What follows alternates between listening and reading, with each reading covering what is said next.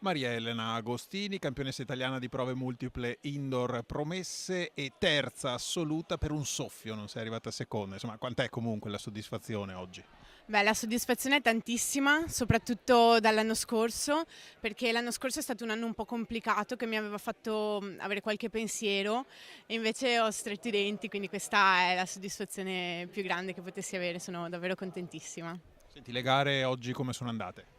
Sono soddisfatta di come siano andate le gare, in particolare la prestazione del salto in alto è stata quella che dopo tempo mi ha dato più soddisfazione perché sono tornata finalmente sulle mie misure. Anche l'800, la gara finale, ci ho messo tutto perché sapevo di poter andare e allora ci sono andata. Qualche rammarico per il lungo, ma c'è tempo per sistemarlo. Che stagione sarà? Ti auguri che sia per te?